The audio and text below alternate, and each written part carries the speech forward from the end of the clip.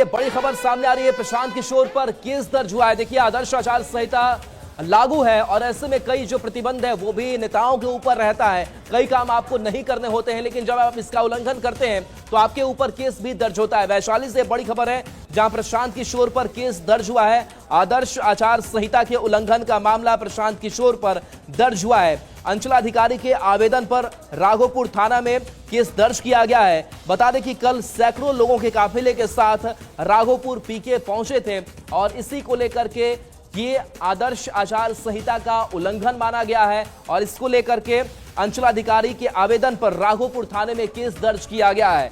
तो देखिए, नेता भले ही चुनावी मैदान में हो, लेकिन उन्हें संयम भी बरतना होगा। भीड़ कितनी वो जुटा रहे हैं, काफिला किस तरीके से उनका निकल रहा है, किस तरीके से लोगों से इंटरेक्ट कर रहे हैं, इस पर भी लगातार नजर बनी रहती है। प्रफुल्ल हमारे साथ न्यूज 18 संवाददाता। प्रफुल्ल, कल सैकड़ों लोगों के काफिले के साथ राघोपुर प्रशांत किशोर पहुंचे थे, लेकिन अब उनके ऊपर केस दर्ज आदर्श आचार संहिता के उल्लंघन को लेकर के अपडेट क्या?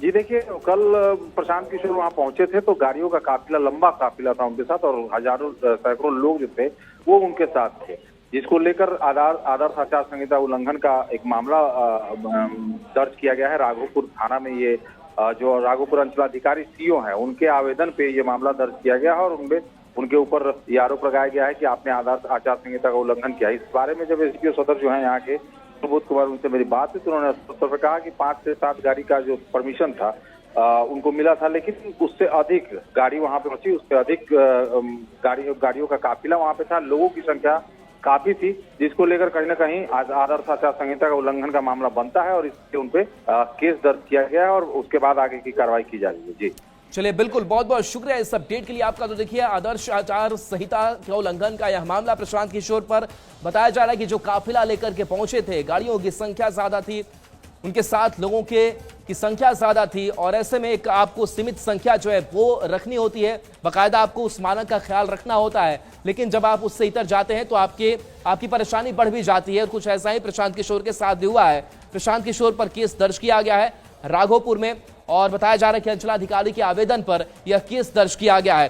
हालांकि प्रशांत किशोर और उनकी पार्टी पहली ऐसी पार्टी बनी बिहार विधानसभा के चुनाव में जब दोनों तरफ महागठबंधन हो या फिर एनडीए हो, सीटों के बंटवारे को लेकर के पेच फंसा हुआ है। लेकिन 51 जो सीटों की प्रत्याशियों की लिस्ट है वो सबसे पहले प्रशांत किशोर ने जारी की और माना जा रहा है कि बाकी सीटों को लेकर भी तस्वीर और जल्द साफ करेंगे। लेकिन प्रशांत किशोर इस बार चुनावी मैदान में बड़ी खबर आ रही है।